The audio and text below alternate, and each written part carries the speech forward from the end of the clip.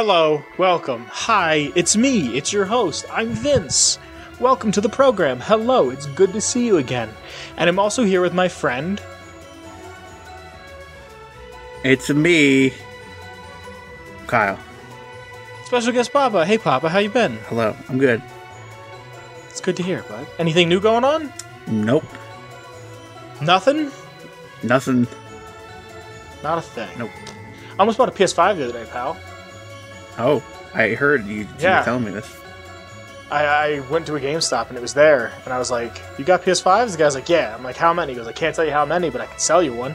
I'm like, you got disc drives? He's like, yeah. I was like, all right, make a phone call. And I walked outside and didn't walk back in. No, What but stopped you? yeah, I hope you got... What's up? What stopped you? Money? Hmm. Yeah, because the deal they had was you had to buy one game with it. And it was going to be like $600. And I couldn't buy something cheap. Like, honestly, what I probably would have bought was Death Stranding. Because Right. last time I talked to somebody, they're like, if you're going to play it, wait for the 5, because the 5 makes it better. I'm like, okay. And I didn't get it.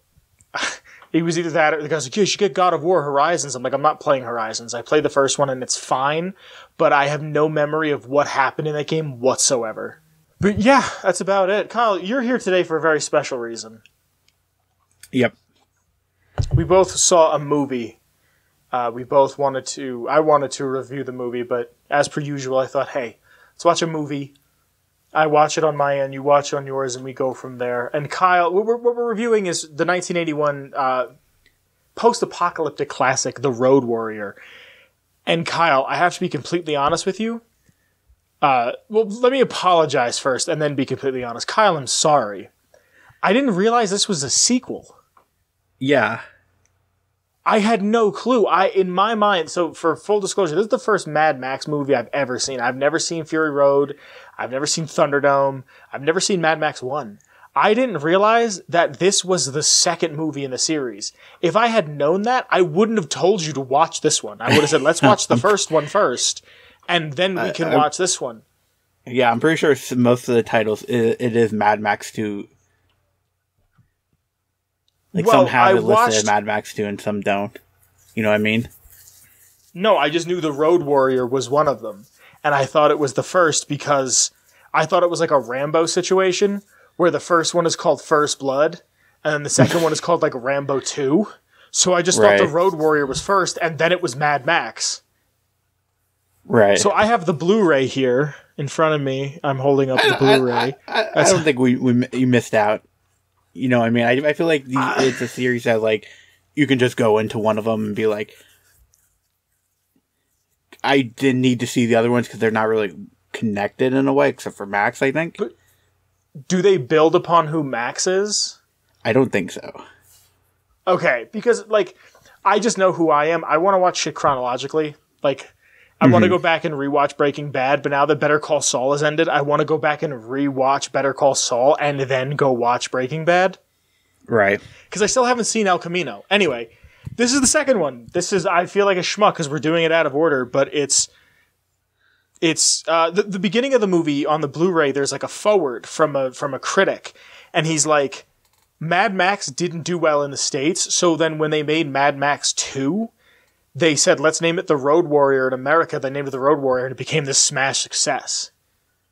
No clue. I had no idea. But this movie is written by Terry Hayes, George Miller, with Brian Hamnett, and it is directed by George Miller, who, funnily enough, Kyle, directs one of my favorite holiday features, Happy Feet.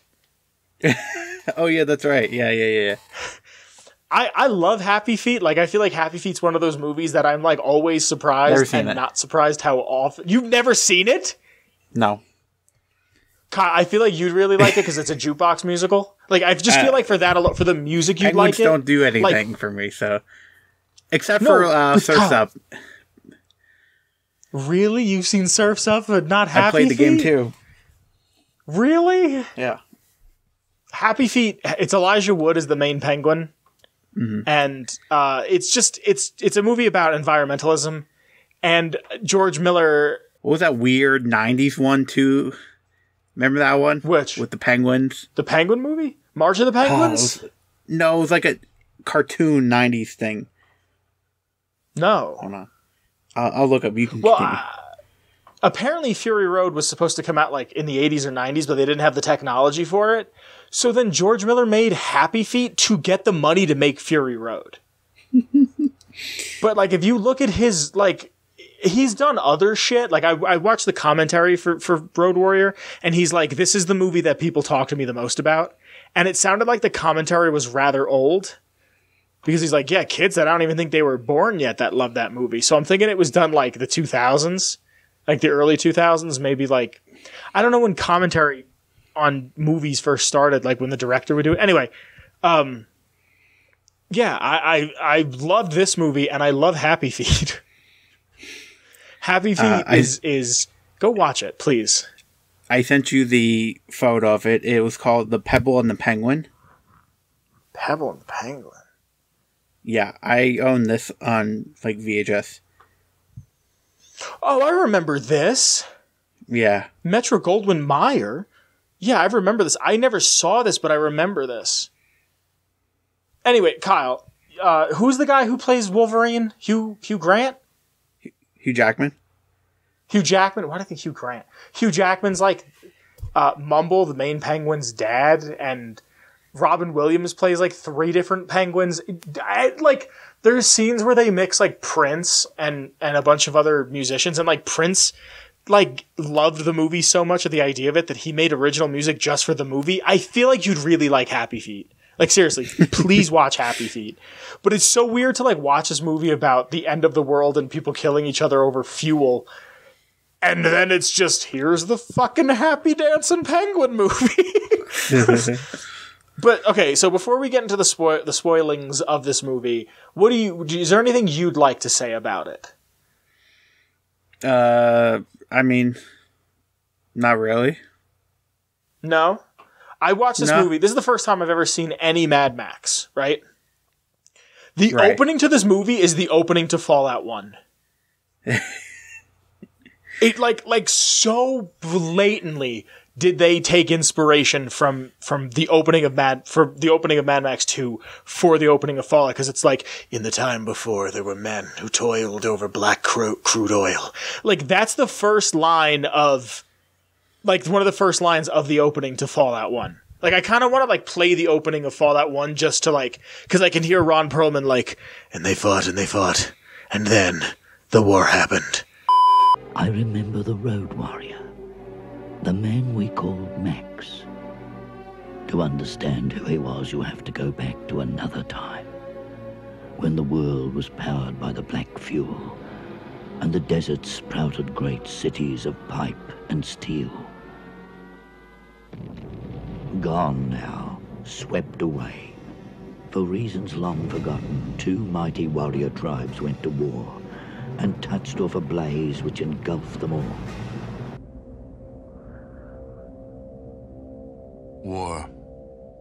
War never changes. The Romans waged war to gather slaves and wealth. Spain built an empire from its lust for gold and territory. Hitler shaped a battered Germany into an economic superpower. But war never changes. In the 21st century, war was still waged over the resources that could be acquired. Only this time, the spoils of war were also its weapons. Petroleum and uranium. Like I can hear it. Like I was watching it, and I actually watched this with a friend, Kyle, and I just like paused the movie and I went, "This is the opening to Fallout." And they're like, "What are you talking about?" Like this is just like there's so many little things in this that are so blatantly Fallout. Max's getup is just like leather armor from Fallout 1 and 2 and 3. Like the dog looks just like dog meat, like more or less looks just like dog meat from 3. Mm-hmm. Like kind of Fallout 1, Fallout 2, they're sprites, so it's harder to tell, but like this movie was incredible to go back and watch and be like, holy shit, everything I love is derivative of this. Yeah. And it's incredibly gay. This movie's the gayest thing I've ever seen, and I'm not using that as a derogatory term. I'm not using it as a pejorative, Kyle. It's aggressively homosexual. But it's like 80s gay, where like the main bad guy, the Humongous, like he's wearing like a leather gimp suit and a mask. That's super gay today. Is, fully burnt. I don't know if you could tell. Yeah, but I'm saying like he's ripped, right? And he's got pretty much just like a Speedo on and like leather pieces across him. That's like super gay today. Like you see that, you're like, oh, this man is a homosexual. Like this dude enjoys penises. And you just watch that, and like in the 80s, I was saying to my friend, they're like, look how gay this is. Not in a bad way. They're a homosexual themselves who I watched it with. And I'm like, no, I know, but like in the 80s, this ripped. Like in the 80s, this dude drove a van, and on the side of the van is a dragon and a horse and a dude with a sword and like a half-dressed woman who's like wrapped around his leg as he's like about to charge into battle. Like this dude fucks in the 80s. But it's so like Wes's boyfriend that gets something happens to him like 20 minutes into the movie. His name in the credits is Gay Boy. This movie's aggressively gay. I'm not, again, Kyle, this is not me saying it as a bad thing. It was an observation that I made. Other than that, I mean, not that I didn't like this, but like other than that, all I have to say is that I really enjoyed this movie. It's only like an hour and a half long, and that hour and a half flies by. Absolutely flies by. You want to say anything unspoily? It doesn't. It really doesn't. The editing's not, the pacing is nice on it.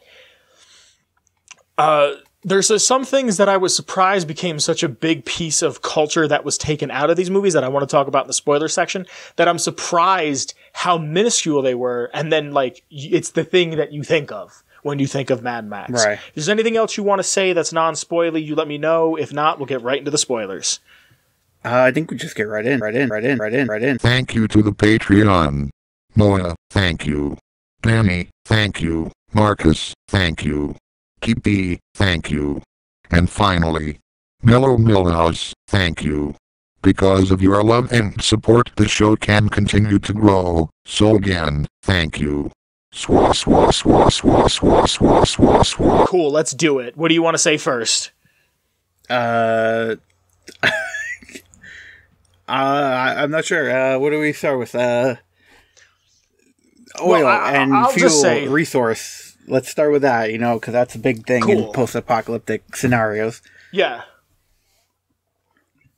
What do you think led to the end? Do you think it was a nuke, or do you think it was just a war for the resources? I think it was resource war. I don't think, I don't know, because, I played the game, and the game seemed I was going to ask you if you did. Like, apocalyptic, and, the world's destroyed, and this was an ocean, now it's just desert, but, but it didn't seem like, bombs went off apocalyptic, and more, natural disaster, maybe, and, resources. I don't remember the first one too much. The first one, I think, was more, it just happening, they're still green and stuff like that, but, Really? If I recall, yeah. I need to see this first one. I'm so sorry. I didn't realize I was watching this out of order. The first one's alright. I have to see it. I just have to see because that's who I am. Yeah. It bothers me that this is the second one. Again, I thought it was Road Warrior, Mad Max Thunderdome. Fury Road. There's another one apparently that's coming out next year called Mad Max The Wasteland or something. And then there's one in 2024 that's called Mad Max Furiosa, which isn't that the woman? Yeah. But I like the whole idea of a resource war. I do enjoy a post-apocalyptic situation that isn't just the nukes went off. As much as I like Fallout, I appreciate when you can go at it from another angle because you're still scavenging, but you don't have to worry about irradiated stuff. How'd you feel about the settlement, the town? The oil town people. I mean, the characters, it just felt it's here we have the classic town that can't really defend itself against the evil guys that are going to murder everybody. And then there's just which one of all these characters are going to die? So I can't. Why should I care about all of them? Except for the guy that flew the plane. The guy that flew the plane. Like the guy who flew the plane. Yeah, because then like the gyrocopter. We got to the end, and then everybody dies except for Max and the little kid and the plane guy. Well, no, they all left in their own convoy. Yeah, but like they'll eventually probably die. I mean, dude, it's a wasteland. I mean, everybody dies eventually. Yeah, but it was just like it was those stupid deaths. Like it's like, oh no, there's guys on me. Let me light this Molotov cocktail. And about to throw it, they're going to have perfect aim and destroy the Molotov cocktail. Or, like, let me walk across the back of the thing, not look at all the enemies which are going to shoot at me, and then die from it. Yeah, no, it's very much, like, of its time NPC in that sense syndrome. where... yeah, scripted death. It's very much scripted before the dragon shows up at Helgen. Right, yeah. I liked a lot of it. I liked Papagello, the guy who's like the leader of that town. I couldn't believe one of the things that I always thought, maybe it's more in the first one than it is in this one, but Max will pull out the sawed-off shotgun on the gyrocopter guy and then like puts it in his face while they're driving, and then it turns out that Max never had ammo like whatsoever, and he was just using it to show off, to be like, try something. Yep. And I knew that about it because I feel like that's one of those things that everybody just knows about Mad Max, whether you've seen them or not. I didn't know that it like that happens halfway through the movie, that you just find out he didn't have it, because that's such a big piece of Mad Max. Also, his car just blows up. I never even knew. Like, I had no clue that like that was such a like. There's a random encounter in Fallout 3 where a guy named Max just shows up and shoves a gun in your face, and if you have a high enough perception, I think it is, you could be like, "There's no ammo in your gun, idiot." Yeah. And he's like, what? And then like runs off or tries to punch you or some shit. But like, never did I ever know. Like, I had no clue. Dude, the car blows up. I thought that car was in everything. It is, but like it isn't. Really? Yeah. Okay. No, it's very much like, I like the Raiders a lot in this. Like, a lot. I like the Raiders in this because they feel very... Honestly, the Raider Wes, with the red hair and the piercing blue eyes, reminds me of Nicole from Fallout 1, who's a follower, just because of like her getup, and she has that mohawk. When I watched the commentary for this, they said a lot of the extras were people that worked in that area because it was like a mining town. And Kyle, the town's called Broken Hill. Lost Hills is Fallout 1. Huh. Just like little shit like that I noticed. Do you know what I mean? Right. Yeah, like, yeah. The mining town, they grabbed extras from that town. They're like, hey, if you want to be in the movie, come in the movie. And they shaved their heads to have mohawks. And at first they were like really embarrassed by having mohawks.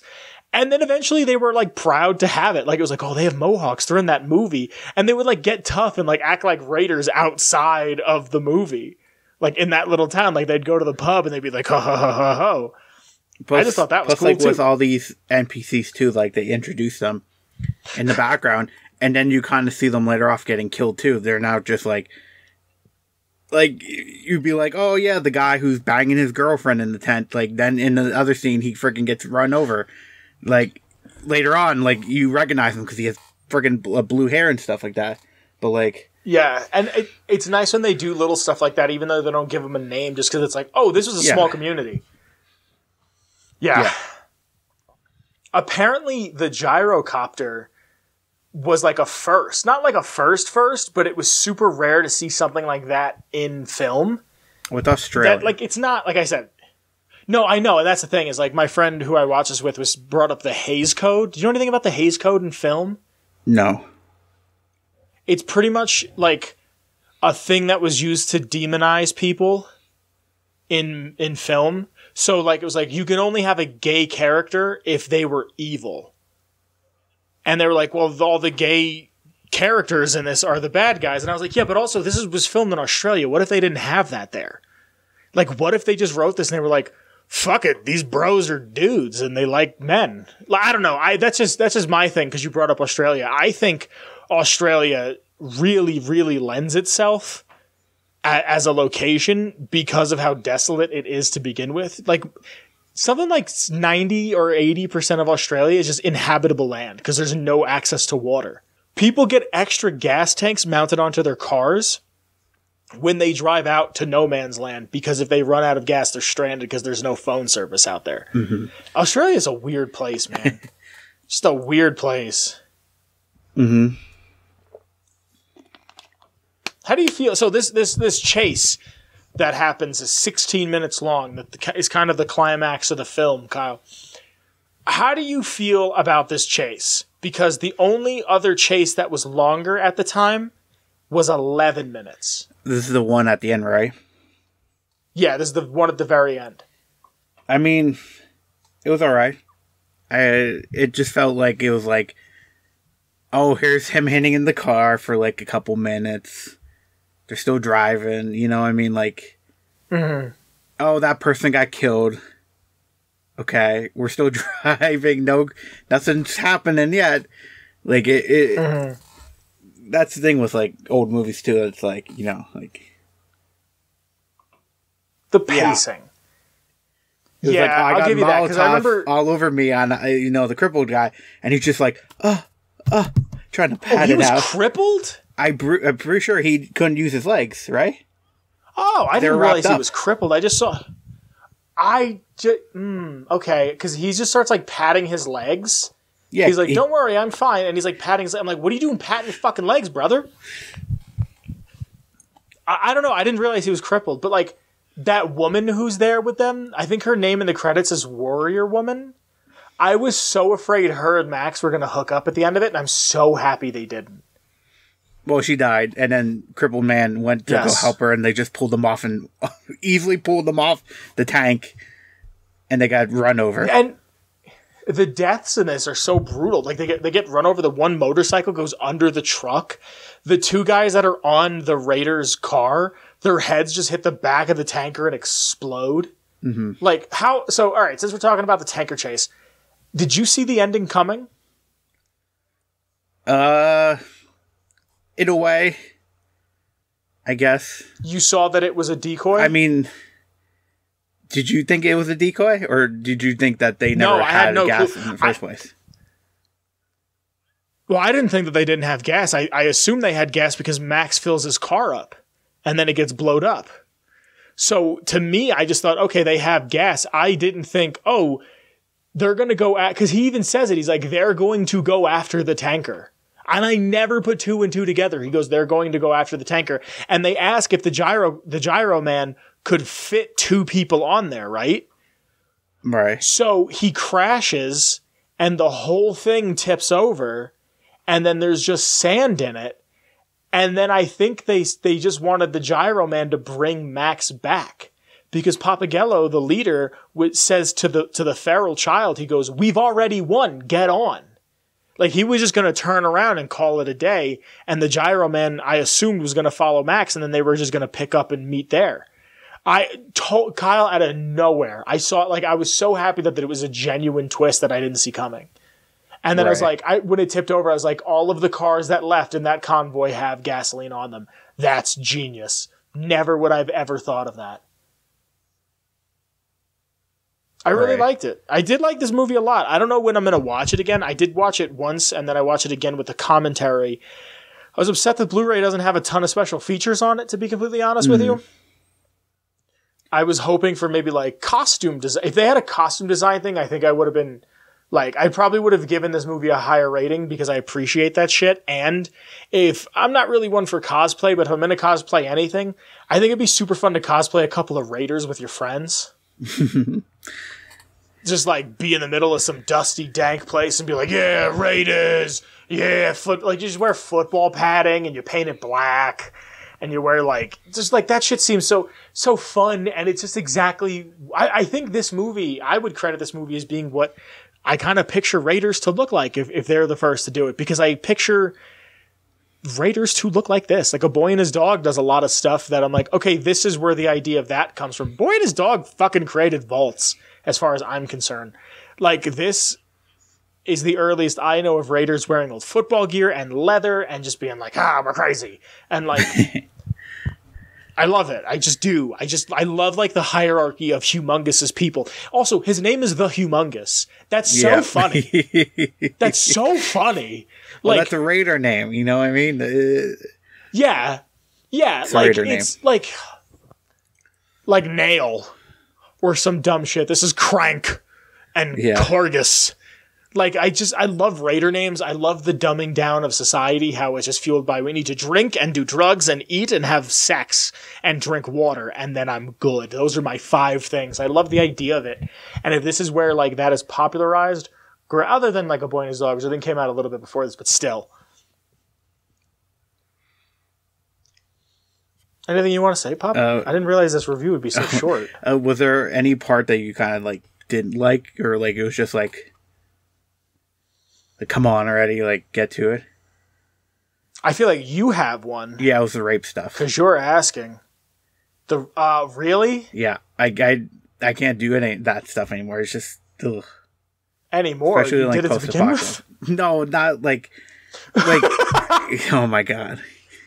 No, I know. I'm messing with you. It's just like getting older and stuff like that. It's just a little bit too disturbing, especially like in post-apocalyptic stuff where it's like the dude's helpless there and he's just getting murdered and that's happening and then they kill her and it's just like, nah. See, I always like when they. I don't want to say that I like when they show it, but like it's something that I know would happen. Yeah. So I'm not like, oh yeah, it's happening. Like the woman's being assaulted. Like I'm not happy about that. But I'm like, okay, we've acknowledged that exists in here, and I think it's silly for you to not realize it. I think Book of Eli does it the best because there's a scene where Mila Kunis goes to like, she's on her back and she's being cornered, and the one guy goes to take his belt off, and then Eli shoots him through the penis with an arrow. Like that, I think is the best way to do it because it's so implied. Like in this, you see it. Yeah. Like you see the guy on top of her, and it's I can agree with you on that one. I don't really feel like there was a part where I was like, get on with it, because I feel like it's paced really well. I think the like you said earlier, the chase at the end is paced a little slow, but I just think that's based on the technology that they had back then. Yeah. How about the dog food stuff? I know you're a big fan of eating dog food in the waste.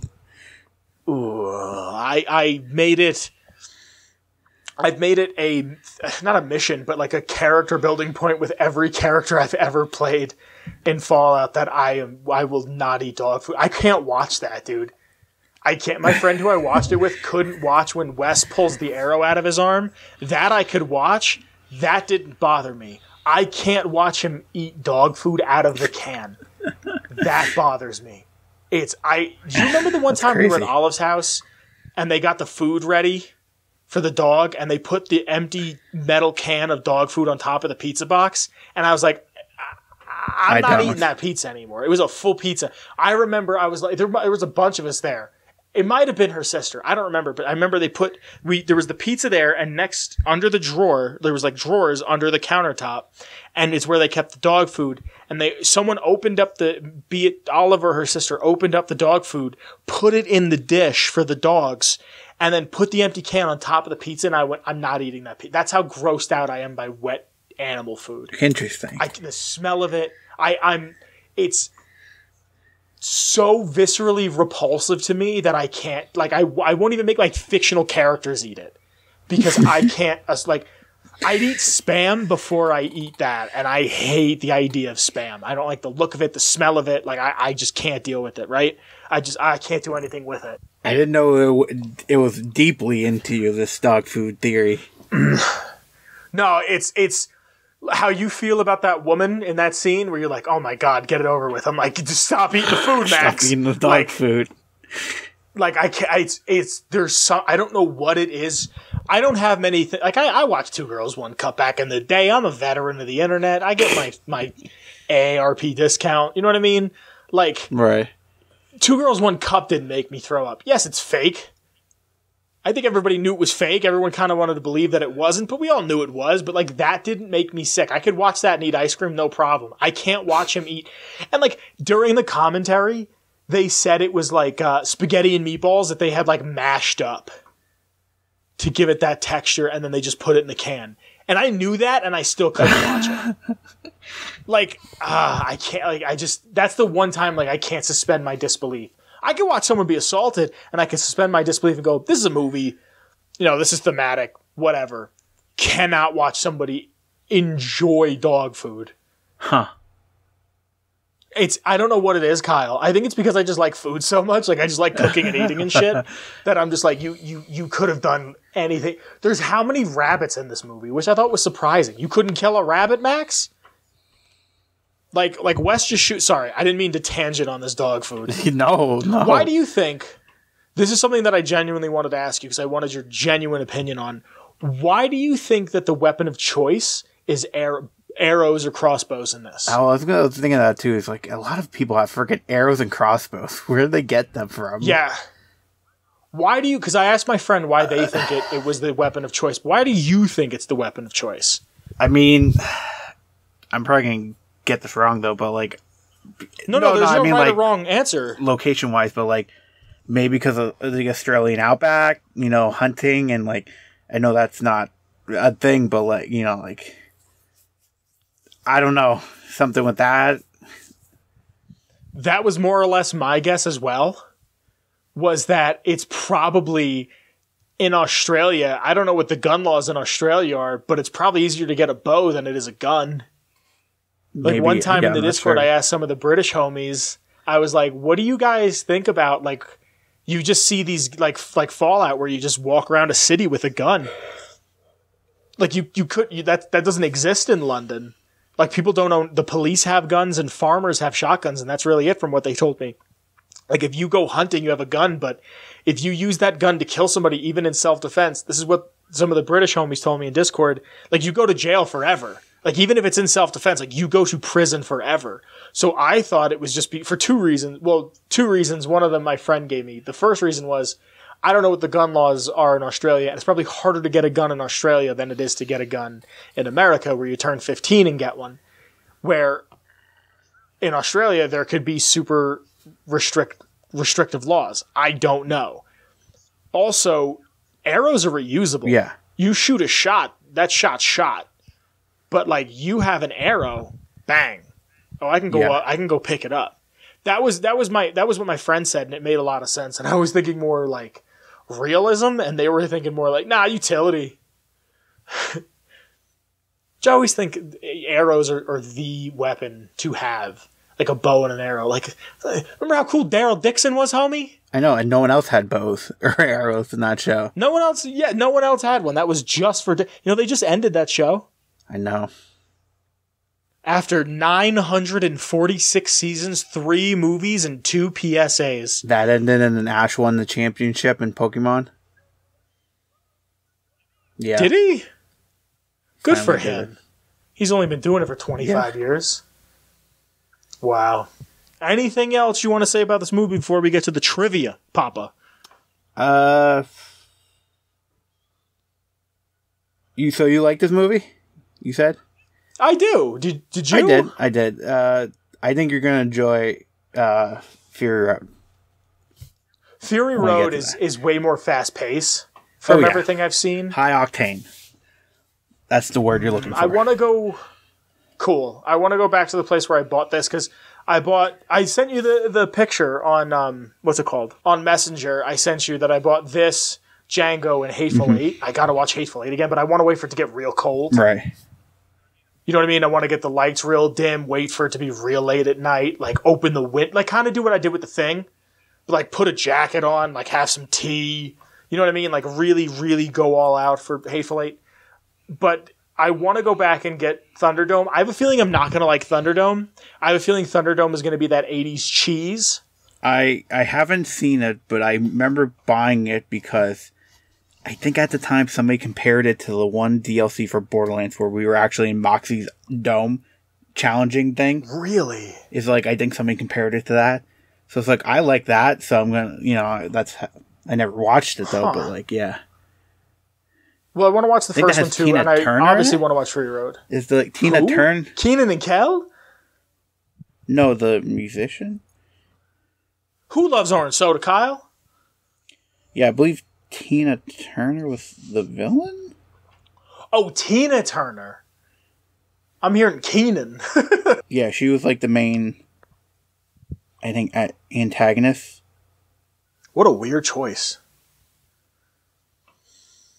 I don't know. Everything I've seen about Thunderdome just seemed like it was that 80s cheese I don't like. Like, I feel like the 80s is an era that has, like, it's few movies ever here and again, but then it's just like, wah. Like, wah. Wah. You know what I'm saying? You know that noise? Yeah, wah. So, yeah, I don't really have much else to say. I did enjoy it. Like I said, it's the groundwork for so much other post-apocalyptic fiction. So I don't really have anything bad to say about it. It's a very... Who's your favorite character before we get into trivia? Definitely the plane dude. Yeah, Gyro Captain. Yeah. Him, or I did like... I don't know if he had a name. I think his name was the Curmudgeon. The old man who wears the suit jacket and like his war pendants on his chest. Right, yeah. I just like an old man. I like an old man who is fucking loud. I just like that. So let's get into some trivia, Papa. You ready? Yeah. So I'm getting all of my lore, all of my trivia off of IMDb, the International Movie Database. Just for Mad Max, I'm just going to read some trivia for you. Mel Gibson has only 16 lines of dialogue in the entire film, and 2 of them are, "I only came for the gasoline." The dog used in the film named simply Dog, which kind of bothered me. I was hoping it was like something. Like, I knew it wasn't going to be dog meat, because that's from A Boy and His Dog, but still. The dog, simply named Dog, was obtained from a local pound and trained to perform in film. Because the sound of the engines upset him, and in one instance caused him to relieve himself in the car, he was fitted with special earplugs. After filming was complete, he was adopted by one of the camera operators. Kyle, I think it's pretty well known, especially from you, that I'm not a fan of animals. I like cats, but I don't really like dogs. This is the kind of dog I'd want, and I'd name him probably Dog Meat or Blood. Right. Because of Boy and His Dog, but like I'd be at the dog park like, "Come on, Dog Meat," and everyone would be like, why are you calling your dog that? According to the trivia book Movie Mavericks by John Sandus, one of the more spectacular stunts in the film was actually a serious accident. One of the motorcycle-riding raiders hits a car, flies off the bike, smashes his leg against the car, and cartwheels through the air towards the camera. This was real and a genuine accident. The stuntman was supposed to just fly over the car without hitting it. But the nearly fatal incident looked so dramatic that it was kept in the movie. The stuntman broke his leg badly, but survived. If you look at the stuntman's body frame by frame through the cartwheel, you can see that his leg is bending at a slightly unnatural angle towards the knee. Oof. The tanker roll stunt at the end of the chase was deemed so dangerous that the stunt driver was not allowed to eat food 12 hours before they shot, in the likely event that he would be rushed into surgery. Humongous was originally supposed to be Max's partner, Jim Goose. The production decided against this, but left a few hints, such as horrible burns behind Humongous's goalie mask, his raiders' use of police vehicles, and his own use of similar weapons to the MFP standard sidearm. Now, I wanted to ask you this before, and I forgot, but is it ever established what Max did before? Yeah, he was a cop. He was? Yeah. Okay. That's the first movie. Well, Kyle, I obviously I know. gotta see the first movie. After Mad Max, the first one, the actual first one, not the one that I thought was the first one, from 1979 was finished, and before that film's release, all of the cars were supposed to be destroyed, including the Black Interceptor. But someone thought the Interceptor was too good to lose, so they saved it from the Crusher. When the sequel was in its planning stage, someone found out the Interceptor had somehow survived, so they tracked it down and they bought it back. This is Mel Gibson's favorite Mad Max. What's funny is I was watching it, Kyle, and I was like, isn't it crazy that Mel Gibson did this and then became the second biggest anti-Semite in Hollywood? Yeah, it's crazy. Unusual for an action film, this was actually shot in sequential order. One of the factors which led to using the location was the prediction of rainfall charts, that there would be virtually no rainfall during the shoot, but it did end up raining during the shoot, and for the first time in over 4 years. Production was shut down for over a week. James Cameron cites this as one of the biggest influences behind the Terminator, and in Terminator 2 Judgment Day, John Connor's dog, his name is Max. Did you know that James Cameron stole that from Harlan Ellison? I did not. There's something that, like, Ellison wrote something about it and then James Cameron went to Ellison, was like, I want to adapt this. He's like, I don't really feel like we need to. Or something like that happened. And then it came out that the Terminator came out and Ellison was like, this is my work. You did my work without me saying so. So now, I don't know if it's Judgment Day or if it's the first Terminator. Everyone says, like, based on the works of Harlan Ellison. Like, legally, he had to do that. Renamed the Road Warrior for North American audiences because at the time, the original Mad Max from 79 had only been released on a limited bias. So Mad Max 2 could have confused viewers. Why see the second one if you never saw the first? See what I'm saying, Kyle? Although it may seem like it was incredibly hot, this is, I'm reading off the thing, but I'm also taking from the commentary. They filmed this in winter, and Australian winter is different from our winter, where it looks like Australia, but it's colder. And even though it seems like it's hot, it was actually incredibly cold. And they said that Mel Gibson would wear blankets around him and his teeth would chatter. And then they would tell him, all right, your time to shine.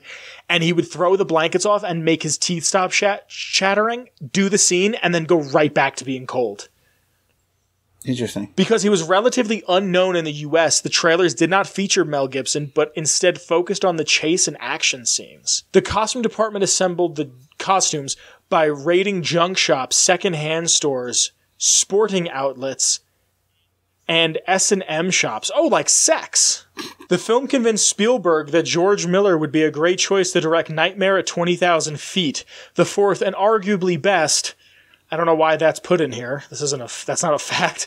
Story in the Twilight Zone movie from 1983. The budget of the film was approximately 10 times larger than the one for its predecessor, but I can't find how much the movie costs. In one scene, Max eats Dinky Dee dog food. Dinky Dee is Australian slang for genuine or real. The Australians have just absolutely great slang. This is the last one I'm going to read. Maybe. Humongous' pistol case contains an ornamental skull and crossbones.